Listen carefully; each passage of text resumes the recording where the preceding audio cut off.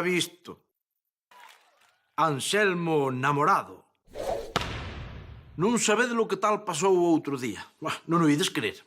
Don Anselmo saiu de carallada co seu amigo Alvarito e ligou. Non só eso, namorouse, amigos. Está namorado perdido, parece un rapaz. Non me credes? Eu tamén che quero moito, Margarida. Sí. E botote moito de menos. Hai tanto que non nos vemos. Polo menos media hora. Unha eternidade. Sí. Vale. Adeus. Colga ti primeiro. Non, ti primeiro. Está ben. Os dous a un tempo, Unha, dúas e tres. Ves, un colgaches. Está raro ou non está raro? É o amor, que fai que teña un comportamento extraño, extrañísimo, increíble nel. Son un home novo, diferente, feliz, completo. Na miña vida teña experimentado sensacións como estas. Pusquis, Moncho, Lino. Pero eso ten mala pinta. Non será gripe, don Anselmo. Este ano é moi forte. Non, é o amor. O amor. E quero compartilo con todos vos. Por favor, pon aí unha ronda de bebidas. E os cacahuetes pa todos. Home, que detalle. Xa podía invitar a unhas nécoras, pero tampouco íamos dicir que non. Bebede a miña saúde e dese anxo chamado Margarida. Canto me alegro por vostede, don Anselmo. Grazas, Moncho, grazas. Por certo, tiño que tratar contigo un asunto delicado. Non, vostede dirá, por favor, xa sabe que aquí me ten pro que queira. Verás, quería consumar o meu amor con Margarida. Ti, se me entendes. Claro. Pois agora, ainda que me maten... Home, Moncho, por favor. Somos un home, unha muller. Eu quería facer o amor con Margarida. É algunha cochinada. O tipo quero o consello dun experto. Era visto. Vostede tranquilo, don Anselmo, que está aquí papá. Antes de nada, déixese de preliminares. Están totalmente sobrevalorados. Moncho, non iso, home. O que quero dicir é que, como comprenderás, ela é unha muller con clase e non a vou levar a un hostal ou a un motel de carretera. Era eso. Pois claro que non, claro que non. E ti xa sabes que mamá é calquera cousa menos liberal. E no asunto de levar mulleres a casa non está moi a favor. Xa, claro. Así que preciso que me deixes a túa casa para facer o amor con Margarida. Como? Como lle vou deixar a miña casa? O meu sofá, por favor, despois que fago, eu sento a ver o luar ali con todo aquilo por ali. Tranquilo, Nenos, tranquilo. Non quero o teu sofá. Quero a cama, a túa cama, a cama. Contarlle iso a Elvira, amigos, non foi precisamente o que poderíamos chamar pataca minuta. Pero como imos deixar a nosa cama, Moncho? Onde se viu, home? A ver, Elvira, é un favor que lle facemos, muller. Mira, tómao como se fose unha especie de investimento. Don Anselmo casa ca Margarida esa e despois a quen lle deixa a empresa, A papá. O noso leito, Moncho, o noso leito. Mira, só de pensalo. Dame un noxo que... Bueno, ti tranquilo, ademais vai ser un momentiño de nada porque don Anselmo, meu pobre, xa non está pa moito trote. Ao final acabei na convencendo de que só ia ser unha vez. O que pasa é que don Anselmo resultou ser máis fogoso do que eu pensaba, carallo.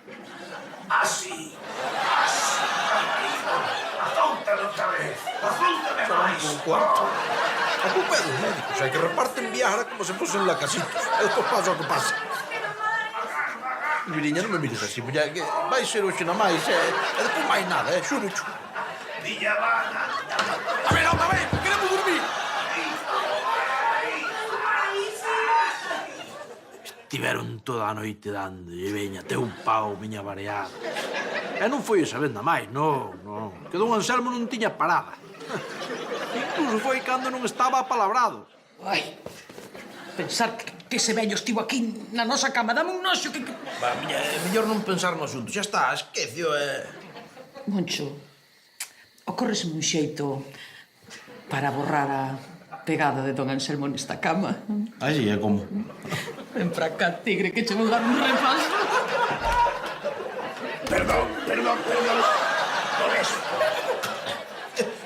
Don don Anselmo, vostede nunca molesta, por favor, pero que quere, ó? Que me prestedes un momento a cama. Margarida e eu temos un apuro. Tedes que entendelo. Pero, onde se viu semellante cousa, don Anselmo? Dixo nada. É que non teño tempo para explicacións. Marcha, mira que ti tes unha lengua. Cala. Vamos a ver, poña unha toalliña, don Anselmo. Elvira intentou que razoase, pero... A mí tamén. Escoitando ruidos terribles, estremecedores, teño medo.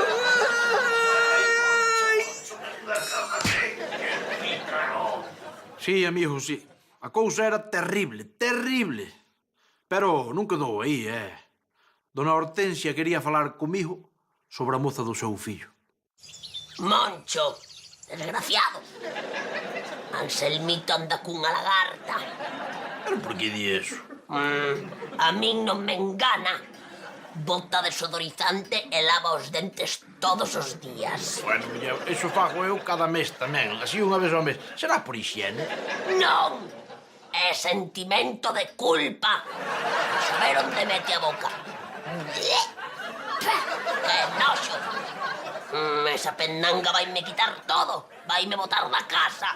A unha pobre bella como a min, que nunca lle fixo mal a ninguén. Pois mire, agora aínda que me mate, eu non sei de que me fala, Eu non sei nada.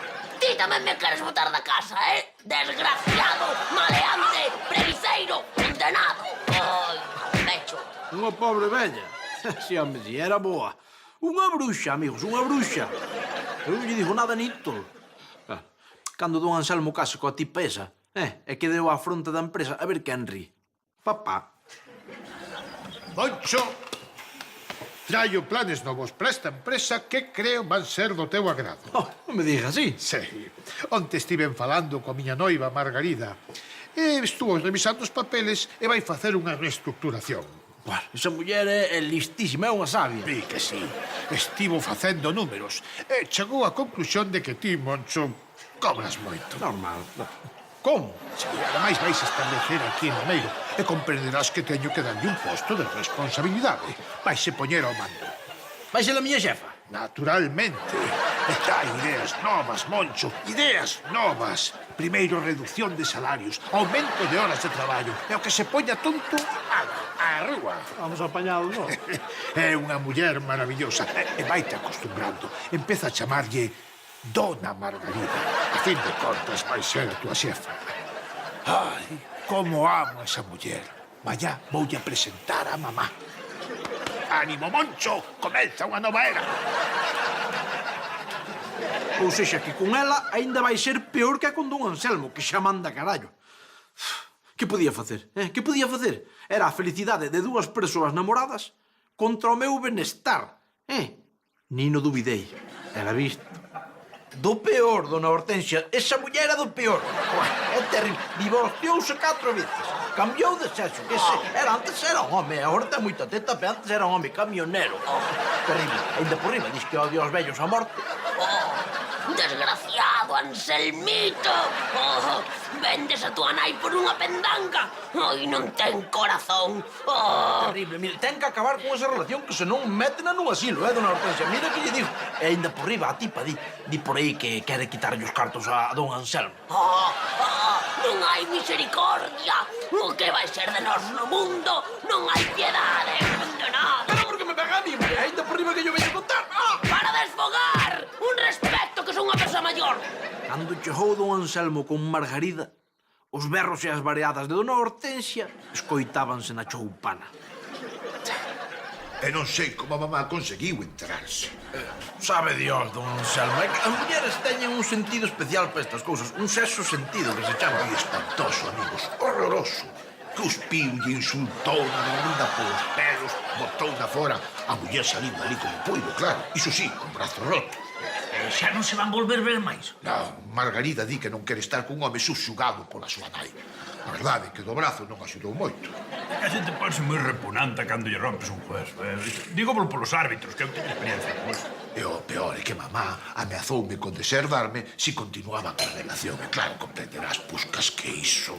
Bueno, tranquilo, don Anselmo, vostede ten que quedar co feito de que súa nai é unha bendita e quere o mellor para vostede. E se fixo algo con Margarida, pois sabería algo dela. A Adezo ter amigos tan sensatos, sí, señor, ben pensado. Acabou o xogo.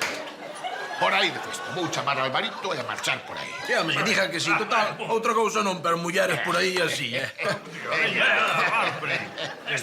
Por unha vez, amigos, perdeu o romanticismo. Así é a vida. Pero eu non podo dicir que o sinta. Era visto.